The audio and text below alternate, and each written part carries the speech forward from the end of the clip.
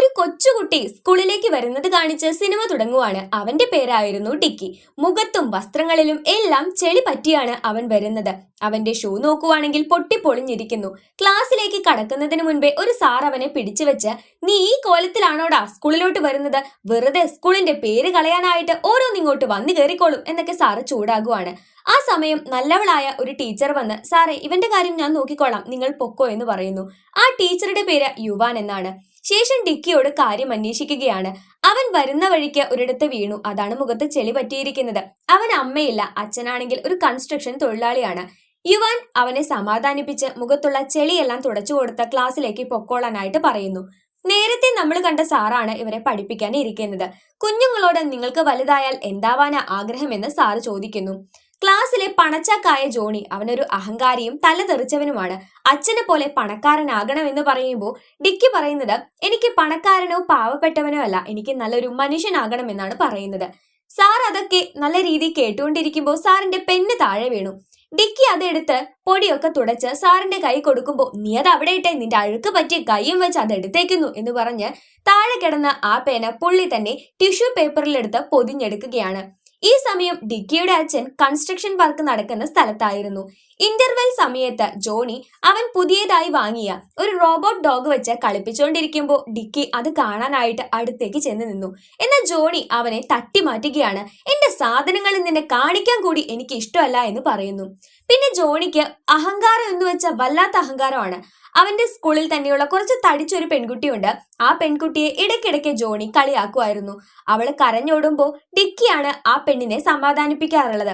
അങ്ങനെ സമാധാനിപ്പിച്ച് ഡിക്കിയുടെ നല്ല ഫ്രണ്ടാണ് ആ പെണ്ണ്. നമ്മുടെ ഡിക്കിയുടെ അച്ഛനെ നോക്കുവാണെങ്കിൽ മകനെ നല്ല രീതിയിൽ വളർത്താനായിട്ട് പുള്ളി ഓവർ ടൈം വർക്ക് എടുക്കുവാണ്. കോൺട്രാക്ടർ നിന്റെ ആരോഗ്യം ശ്രദ്ധിക്കണം എന്ന് പറയുമ്പോൾ ഡിക്കിക്ക് ഒരു ഫാൻ വാങ്ങി കൊടുക്കാൻ വേണ്ടിയായിരുന്നു അച്ഛൻ ഓവർ ടൈം പണിയെടുത്തത്.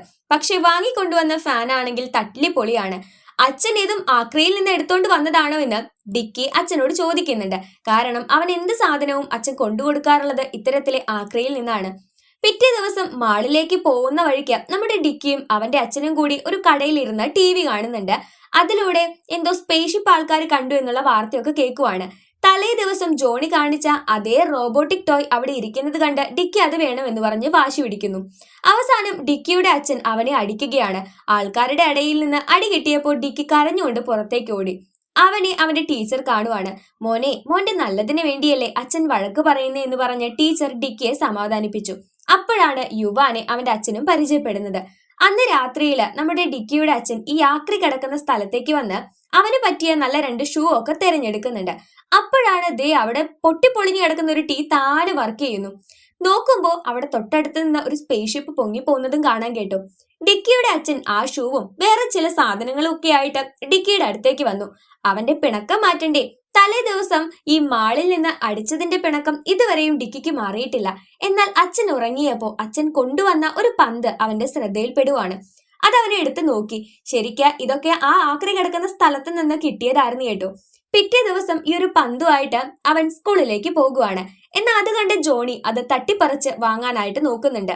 ഡിക്കി അതിന്റെ പേരില് ജോണിയോട് തല്ലുകൂടാനായിട്ട് ആരംഭിക്കുവാണ്. അപ്പോഴാണ് ഒരു ഗുണ്ട് പയ്യനെ ജോണി വിളിച്ചു വരുത്തുന്നത്.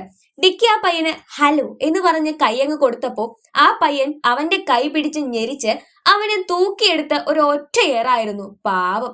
അന്ന് രാത്രിയില് മറ്റുള്ള കുട്ടികളോട് അടികൂടിയതിന്റെ പേരിൽ ഡിക്കിയുടെ അച്ഛൻ അവൻ ഒരുപാട് വഴക്ക് പറഞ്ഞു. നിന്റെ യൂണിഫോം വരെ കീറിപ്പോയല്ലോ, ഇതൊക്കെ ഞാൻ ഇനി എങ്ങനെ ഉണ്ടാക്കി തരുമെന്നാ എന്നൊക്കെ ചോദിക്കുവാണ്. അച്ഛൻ നൈറ്റ് ഡ്യൂട്ടിക്ക് പോയപ്പോ ഈ ഒരു പന്തും വെച്ച് നമ്മുടെ ഡിക്കി കളിച്ചോണ്ടിരിക്കുകയാണ്. പെട്ടെന്ന് പന്ത് കൊറോണയുടെ രൂപത്തിലേക്ക് മാറുന്നുണ്ട്. അവൻ പേടിച്ചുപോയി. ഇവന്റെ കരച്ചിലായിട്ട് അച്ഛൻ തിരിച്ചു വന്നു. അച്ഛാ, ഇതിനകത്ത് പ്രേതമല്ലടാ, ഭൂതം, മര്യാദക്ക് ഇരുന്നോളൂ, എനിക്ക് ജോലിക്ക് പോകണമെന്ന് അച്ഛൻ പറയുന്നു. ശേഷം അവന്റെ കരച്ചില് സഹിക്കാൻ പറ്റാതായപ്പോ അച്ഛൻ അവനെ പിടിച്ച് അലമാറയിൽ പൂട്ടിയിട്ടു. കുറച്ചു നേരം കഴിഞ്ഞപ്പോ അവന്റെ കരച്ചില് കേൾക്കുന്നില്ല. കാരണം ഈ പന്ത് പതിയെ ഒരു ക്യൂട്ടായിട്ടുള്ള പട്ടിക്കുട്ടിയുടെ രൂപത്തിലേക്ക് മാറി വരുന്നുണ്ടായിരുന്നു. അതിനെ കണ്ട് അവൻ പേടിക്കാതെ അതിനോടൊത്ത് കളിച്ചുകൊണ്ടിരിക്കുകയാണ്. അച്ഛൻ വാതിൽ തുറന്നപ്പോ എനിക്ക് പേടിയൊന്നുമില്ല, അച്ഛൻ വേണമെങ്കിൽ ഇനി പൊക്കോ എന്ന് പറയുന്നുണ്ട്. അങ്ങനെ ഈ ഒരു വിചിത്ര ജീവിയുമായിട്ട് നമ്മുടെ ഡിക്കി കളിച്ചോണ്ടിരിക്കുന്നുണ്ട്. അതിനെ കണ്ടപ്പോ ഡിക്കിക്കും ഒരുപാട് ഇഷ്ടം തോന്നുന്നുണ്ട്. അങ്ങനെ സംസാരിച്ചുകൊണ്ടിരിക്കുമ്പോഴാണ് അതിന്റെ പേര് CJ7 ആണെന്ന് നമ്മുടെ ഡിക്കി മനസ്സിലാക്കുന്നത്. അച്ഛൻ പോയി കഴിഞ്ഞാൽ അവൻ ഇവിടെ തനിച്ചാണ്. അപ്പൊ CJ7 അവന് നല്ലൊരു കൂട്ടാണല്ലോ. അവിടെ കിടന്നിരുന്ന പഴകിയ ഒരു ആപ്പിൾ എടുത്ത് നമ്മുടെ CJ7 പുതിയ ആപ്പിള് പോലെ റെഡിയാക്കി നമ്മുടെ ഡിക്കിക്ക് കൊടുക്കുവാണ്. അവൻ ഇതുവരെ ഒരു നല്ല ആപ്പിള് കഴിച്ചിട്ട് കൂടി ഉണ്ടായിരുന്നില്ല. ഇതൊക്കെ കണ്ട് നിനക്ക് മാജിക് ഒക്കെ അറിയാമല്ലേ എന്ന് ചോദിക്കുകയാണ് അവൻ. പിറ്റേ ദിവസം രാവിലെ CJ7-ഉമായിട്ട് അവൻ സ്കൂളിലേക്ക് പോകുമ്പോൾ സ്ഥിരം അവനെ ഓടിക്കാറുള്ള പട്ടിയുടെ അടുത്ത് പോയിട്ട് നീ അവനെ ഒന്ന് പെരുമാറിയിട്ട് വന്നേ എന്ന് ചോദിക്കുവാണ്. കരാട്ടെ കുങ്ഫു ബ്ലാക്ക് ബെൽറ്റ് ആയ നമ്മുടെ CJ7 അവന്റെ പരിപ്പിളക്കി. എന്നിട്ട് നമ്മുടെ ഡിക്കിയോത്ത് നേരെ സ്കൂളിലേക്ക് വരുന്നു. ഇന്നാണെങ്കിൽ ക്ലാസ് ടെസ്റ്റ് ഉണ്ട്. നമ്മുടെ ഡിക്കി ഒന്നും പഠിച്ചിട്ടില്ല.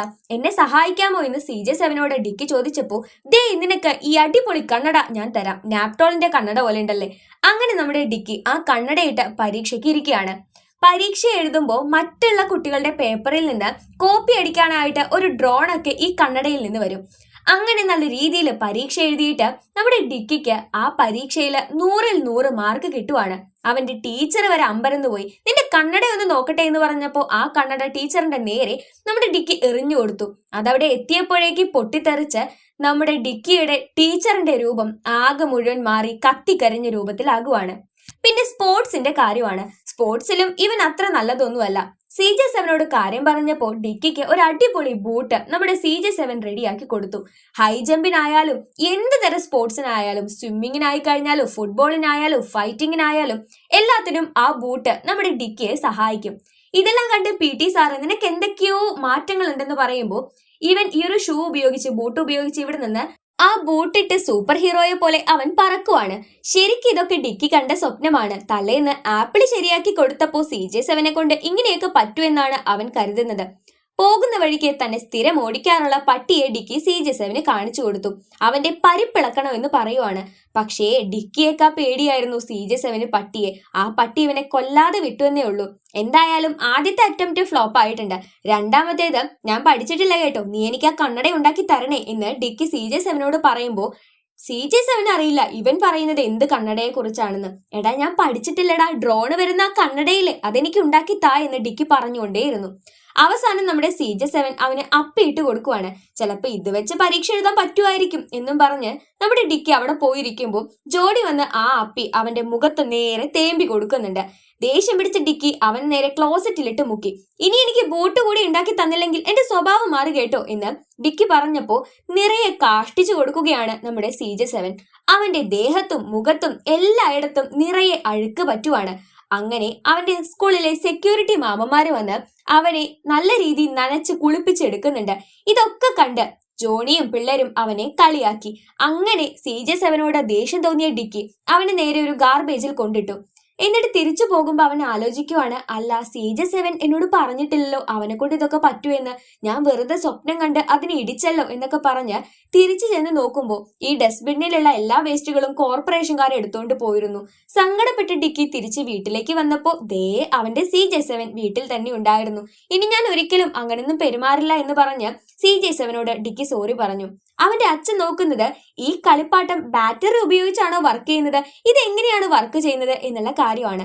അന്ന് രാത്രിയില് കേടുവന്നിരിക്കുന്ന അവരുടെ ഫാൻ നമ്മുടെ CJ7 വർക്ക് ചെയ്യിപ്പിച്ചു കൊടുക്കുവാണ്.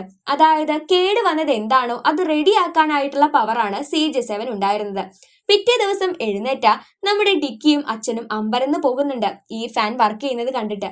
അവൻ ഇങ്ങനെ പവർ ഉപയോഗിച്ചു കഴിഞ്ഞാൽ അവന്റെ എനർജി പതിയെ ലോസ് ആയി തുടങ്ങും. പിറ്റേന്ന് ഡിക്കിയുടെ കൂടെ കണ്ട CJ7നെ നമ്മുടെ ജോണി പിടിച്ചു വലിച്ചു വാങ്ങിയിട്ട് ഒരു ആക്സോ ബ്ലേഡ് ഉപയോഗിക്കുകയാണ്. എന്നാൽ നമ്മുടെ ഡിക്കി അവന്റെ അടുത്തേക്ക് ഓടി വന്ന് ജോണി ഒരു ഒറ്റയിടി കൊടുക്കുന്നുണ്ട്. വീണ്ടും ജോണി ആ തടിയനെ വിളിച്ചു വരുത്തി. എന്നാൽ ഇത്തവണ ആ തടിയനെ നേരിടാനായിട്ട് ഡിക്കിയുടെ ആ ഫ്രണ്ട് വരുന്നുണ്ട്. ഇവന്റെ ഫ്രണ്ട് ആ ഗുണ്ടു പയ്യനെ തൂക്കിയെടുത്ത് ഒരു ഒറ്റയേറായിരുന്നു. അങ്ങനെ ഈ കുട്ടികളെ മുഴുവനായിട്ട് സാറ് പണിഷ്മെന്റിനായിട്ട് ഗ്രൗണ്ടിൽ കൊണ്ടുവന്ന് നിർത്തിയിരിക്കുവാണ്. അപ്പോഴാണ് നമ്മുടെ CJ7 ബുഷിനുള്ളിൽ നിന്ന് പുറത്തേക്ക് വന്ന് ഡിക്കിയുടെ അടുത്തേക്ക് ഓടി വരുന്നത്. അവന്റെ പാവക്കുട്ടിയും അവനും തമ്മിലുള്ള സ്നേഹം കണ്ട് ജോണിയും മറ്റുള്ള കുട്ടികളെല്ലാവരും നോക്കിക്കൊണ്ട് നിൽക്കുകയാണ്. അവർക്കറിയില്ലല്ലോ ഇവൻ ആരാണെന്ന്. ഇപ്പൊ നമ്മുടെ ഡിക്കിയുടെ അച്ഛനെ നോക്കുവാണെങ്കിൽ അവന് 100-ൽ 100 മാർക്ക് കിട്ടിയെന്ന് പറഞ്ഞ പുള്ളി ആ ആൻസർ പേപ്പർ വെച്ചിട്ട് എല്ലാവരെയും കൊണ്ട് കാണിക്കുമ്പോൾ കോൺട്രാക്ടർ പറഞ്ഞു എന്റെ മോന് ശരിക്കും 0 അവൻ അപ്പുറത്ത് 10 ഇട്ട് നിന്നെ പറ്റിച്ചതാണെന്ന്. എന്നാൽ ഇത് കേട്ടതും നമ്മുടെ അച്ഛനാണെങ്കിൽ കലിപ്പായിട്ട് കോൺട്രാക്ടറെ ഭയങ്കര ചീത്ത പറയില്ല, എന്റെ മകൻ പാവാണ് അങ്ങനെയൊന്നും ചെയ്യില്ല എന്നൊക്കെ പറഞ്ഞു. അച്ഛന്റെ പണി അതോടെ പോയി. അങ്ങനെ അച്ഛൻ ഡിക്കിയോട് കാര്യം വന്ന് ചോദിച്ചു. ഡിക്കി പറഞ്ഞു, അതെ അച്ഛാ, ഞാൻ 0 മാർക്കാണ് വാങ്ങിയത്. ഞാൻ എന്തിനു വേണ്ടിയിട്ടാണ് ഇങ്ങനെ കഷ്ടപ്പെടുന്നത്? അച്ഛൻ ഇതേവരെ എനിക്ക് സന്തോഷം എന്നൊന്ന് മനസ്സിലാക്കി തന്നിട്ടുണ്ടോ? എനിക്ക് ഇവിടെ ജീവിച്ചു മടുത്തു. അടുത്ത എക്സാമിന് നോക്കിക്കോ, 60 മാർക്കിന്റെ കൂടുതൽ വാങ്ങി ഞാൻ ഇവിടെ നിന്ന് ഇറങ്ങിപ്പോവും. എനിക്ക് അച്ഛന്റെ കൂടെ ജീവിക്കാനായിട്ട് ഒരു താല്പര്യമില്ല എന്ന് ഡിക്കി പറഞ്ഞുകൊണ്ടേയിരുന്നു. അത്രയും നാള് അച്ഛൻ കഷ്ടപ്പെട്ടത് മുഴുവൻ തന്റെ മകനെ നല്ല രീതിയിൽ നോക്കാൻ വേണ്ടിയിട്ടായിരുന്നു. അവൻ അതൊക്കെ പറഞ്ഞത് കേട്ട് ഡിക്കിയുടെ അച്ഛനും ഒരുപാട് സങ്കടാവുന്നുണ്ട്. അദ്ദേഹം അപ്പൊ വന്ന ദേഷ്യത്തിന്റെ പുറത്ത് CJ7 ഡിക്കിയുടെ ബാഗിൽ നിന്ന് അദ്ദേഹം എടുക്കുവാണ്. എന്റെ CJ7 എനിക്ക് തിരിച്ചു താ. അടുത്ത പരീക്ഷയ്ക്ക് 60-ൽ കൂടുതൽ മാർക്ക് വാങ്ങിയ ഞാൻ പിന്നെ ഈ വീട്ടിലേക്ക് വരില്ല എന്ന് ഡിക്കി പറയുന്നു. പിറ്റേന്ന് അവൻ സ്കൂളിലോട്ട് ഭക്ഷണം എടുക്കാതെയാണ് വന്നത്. അത് കൊടുക്കാനായിട്ട് ഡിക്കിയുടെ അച്ഛൻ വന്നപ്പോ യുവാനെ കാണുന്നുണ്ട്. നിങ്ങളുടെ മകൻ നല്ല കുട്ടിയാണ്, അവൻ നന്നായി പഠിച്ചോളും, നല്ല രീതിയിൽ ആയിക്കോളും എന്നൊക്കെ ടീച്ചർ പറഞ്ഞപ്പോൾ ഡിക്കിയുടെ അച്ഛൻ ഒരുപാട് സന്തോഷമായി. കോൺട്രാക്ടറോട് സോറി പറഞ്ഞ് ജോലിക്ക് കയറാനായി ഡിക്കിയുടെ അച്ഛൻ വന്നപ്പോ പുള്ളിക്കാരനെ ഞെട്ടിച്ചുകൊണ്ട് കോൺട്രാക്ടർ ഇന്നലെ മകനെ കുറ്റം പറഞ്ഞതിൽ ക്ഷമ ചോദിച്ച് ഇപ്പോഴത്തെ സമൂഹത്തിൽ ജീവിക്കണമെങ്കിൽ കുറച്ചൊക്കെ തന്ത്രം ആവശ്യമുണ്ട്, നിങ്ങളുടെ മകൻ നല്ല രീതിയിൽ തന്നെ ജീവിക്കൂ എന്ന് പറഞ്ഞ് ഡിക്കിയുടെ അച്ഛന്റെ കയ്യിൽ കുറച്ച് പൈസ കൊടുത്തു. എല്ലാം കൊണ്ടും പുള്ളിക്കാരൻ ഫുൾ ഹാപ്പിയാണ്. അച്ഛനെ വെല്ലി വിളിച്ചതിന്റെ പേരില് നമ്മുടെ ഡിക്കി ആണെങ്കിൽ നന്നായി ഇരുന്ന് പഠിച്ചു. പിറ്റേ ദിവസത്തെ പരീക്ഷ അവന് നല്ല എളുപ്പമായിരുന്നു. 60-ൽ കൂടുതൽ മാർക്ക് വാങ്ങാനായിട്ട് അവൻ ഇത്രയധികം പഠിച്ചത്. നന്നായി അവൻ പരീക്ഷ എഴുതിക്കൊണ്ടിരിക്കുമ്പോൾ അവന്റെ അച്ഛൻ ഈ ഒരു തൊഴിൽ മേഖലയിൽ നിന്ന് ഒരു ആക്സിഡന്റ് പറ്റിയിട്ട് താഴെ വീഴുവാണ്. അങ്ങനെ 60 മാർക്ക് വാങ്ങാൻ വിചാരിച്ച അവൻ 65 മാർക്ക് വാങ്ങി. പക്ഷെ അവന്റെ അച്ഛൻ ഹോസ്പിറ്റലിലായിരിക്കുന്നു. ടീച്ചർ അവനോട് വന്ന് പറഞ്ഞു, നമ്മളെ വിട്ട് നിന്റെ അച്ഛൻ പോയിരിക്കുന്നുവെന്ന്. അച്ഛനല്ലാതെ ഈ ലോകത്ത് മറ്റാരുമില്ലാത്ത നമ്മുടെ ഡിക്കി ഇത് കണ്ട് പൊട്ടിക്കരയുകയാണ്. അവൻ എന്ത് ചെയ്യണം എന്നൊന്നും അറിയുന്നുണ്ടായിരുന്നില്ല. അന്ന് രാത്രിയില് CJ7 അവന്റെ പവർ ഉപയോഗിച്ച് മരിച്ചുപോയ അവന്റെ അച്ഛന് ജീവൻ നൽകുകയാണ്. പിറ്റേന്ന് ഡിക്കി എഴുന്നേറ്റ് നോക്കുമ്പോൾ അവന്റെ അച്ഛൻ അവന്റെ കൂടെ തന്നെയുണ്ട്. അച്ഛാ, ഞാനിനി ഒരിക്കലും നിങ്ങളെ വേദനിപ്പിക്കില്ല എന്ന് പറഞ്ഞ് ഡിക്കി അച്ഛനെ കെട്ടിപ്പിടിക്കുവാണ്. അപ്പോഴാണ് CJ7 നോക്കുന്നത്. CJ7 എന്ത് ചീത്തയായി പോയാലും അത് ശരിയാക്കാനുള്ള പവറാണല്ലോ. പക്ഷെ ഒരു മനുഷ്യന് ജീവൻ കൊടുത്തപ്പോ CJ7 സകല എനർജിയും പോയിരുന്നു. അത് പതിയെ പതിയെ ഒരു പാവയുടെ രൂപത്തിലേക്ക് മാറി. ഡിക്കിയും അച്ഛനും എന്ത് തന്നെ ചെയ്തു നോക്കിയിട്ടും CJ7 തിരിച്ചു കൊണ്ടുവരാൻ സാധിച്ചില്ല. അവൻ വന്നതിൽ പിന്നെ ഡിക്കിയുടെ ജീവിതത്തിൽ നല്ല നല്ല കാര്യങ്ങൾ വന്നു ചേർന്നു. അവൻ നന്നായി പഠിക്കാൻ തുടങ്ങി. ഇപ്പൊ ജോണിയും ആ പെണ്ണും കൂടിയിട്ട് നല്ല ഹാപ്പി ആയിട്ട് കപ്പിൾസ് ആയിട്ട് ജീവിക്കുവാണ്. അങ്ങനെ ഇരിക്കെ ഒരു ദിവസം ഡിക്കിയുടെ കഴുത്തിൽ കിടന്ന നമ്മുടെ CJ7 പാവ മിന്നാനായി തുടങ്ങുന്നു. നോക്കുമ്പോൾ തൊട്ടപ്പുറത്തായിട്ട് ഒരു വലിയ സ്പേസ് ഷിപ്പ് വന്ന് നിന്നിരിക്കുവാണ്. അതിനകത്ത് നിന്ന് നമ്മുടെ CJ7 പോലെ തോന്നിക്കുന്ന ഒരുപാട് കുഞ്ഞു ജീവികൾ നമ്മുടെ ഡിക്കിയുടെ അടുത്തേക്ക് ഓടി വരികയാണ്. ഇത് കണ്ട് ഡിക്കി അമ്പരന്ന് അവരെയെല്ലാം നോക്കിക്കൊണ്ട് നിൽക്കുന്ന ഒരു സീനോട് കൂടിയിട്ടാണ് 2008-ൽ പുറത്തിറങ്ങിയ CJ7 എന്ന ഈ ഒരു മൂവി അവസാനിക്കുന്നത്. നല്ല രസമായിട്ടുള്ള ഒരു ഫാന്റസി മൂവിയാണ്. കാണുമ്പോൾ നമുക്ക് ഒട്ടും ബോറടിയൊന്നും തോന്നില്ല. അപ്പൊ കാണാത്ത കൂട്ടുകാരുണ്ടെങ്കിൽ കാണാനായിട്ട് ശ്രമിക്കുക കേട്ടോ. ഇന്നത്തെ വീഡിയോ കൂട്ടുകാർക്ക് ഇഷ്ടപ്പെട്ടിട്ടുണ്ടെങ്കിൽ ലൈക്ക് ചെയ്യാൻ മറക്കരുത്. ചാനൽ സബ്സ്ക്രൈബ് ചെയ്യാതെ വീഡിയോ കാണുന്ന കൂട്ടുകാർ ദയവ് ചെയ്ത് ചാനൽ സബ്സ്ക്രൈബ് ചെയ്ത് വെക്കുന്ന കാര്യം ഒന്ന് പരിഗണിച്ചേക്കാം. കൂടെ തന്നെ ബെല്ലൈക്കൺ കൂടെ എനബിൾ ചെയ്ത് വെക്കുക കേട്ടോ. നമ്മുടെ വീഡിയോയെ കുറിച്ചുള്ള അഭിപ്രായങ്ങളും നിങ്ങളുടെ നിർദ്ദേശങ്ങളും എന്തെങ്കിലും പോരായ്മകളോ മറ്റോ തോന്നുന്നുണ്ടെങ്കിൽ അതെല്ലാം തന്നെ കമന്റ് ബോക്സിലൂടെ ജെന്യുവൻ ആയിട്ട് നമ്മളോട് ഷെയർ ചെയ്യാനായിട്ട് ശ്രമിക്കുക. നിങ്ങൾക്ക് ഇഷ്ടപ്പെട്ട മൂവി സജഷൻസും അറിയിക്കാനായി മറക്കരുതേ.